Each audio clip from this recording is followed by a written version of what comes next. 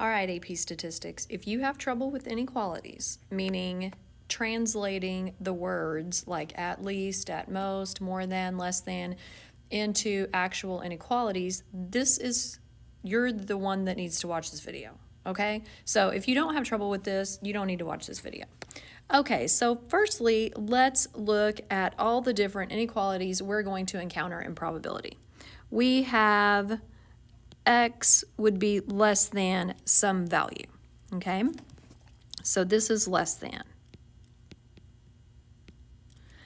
X would be greater than some value. So this is going to be greater than. All right. X could be less than or equal to. So less than or equal to. And then, of course, we have x greater than or equal to. So this is greater than or equal to. And most students don't have trouble with what I just said, okay? They can do less than, greater than, less than or equal to, etc., etc. But in probability, we don't often use this situation right here, greater than or equal to or less than or equal to. Typically, we use other phrases like at most or no more than or something like that. So that's what this video is for, just to help you out with understanding that. So when I have a situation where x is less than or equal to a value, another way to think of this is to think of it as no more than whatever. So let's put an actual number in here so it makes sense. So I'm just going to pick a 5. So let's say x is less than or equal to 5.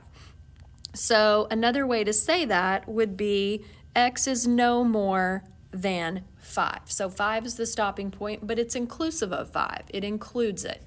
Another way to say this is at most 5. Okay, so that's another way to say that exact thing. All right, it also occurs when we're talking with greater than or about greater than or equal to. Students struggle with this. So let's use 5 again. Let's talk about x being greater than or equal to 5. Another way to think about this is no less than 5. Okay, so it's not going to dip below 5. Another way to think of it is at least 5. All right, so if I'm saying if it's at least 5, that means that it's not going to dip below 5 because the least amount it can be is 5. So that is what that's going to look like. So if you'll just stop and think when you look at the word, say, okay, if it's at least something, that means it can't be less than that. So that means it's going to be that value and up or higher. And you can do the same thing with at most. If I have at most a value, then that means it's not going to exceed that value. So that means it's going to be that value and everything below it. So hopefully this gives you a better understanding. The only reason I'm doing this video is because I've had students in the past really struggle with this. And if you set up your inequality wrong, you're going to get your answer wrong. So hopefully this helps explain that a little bit.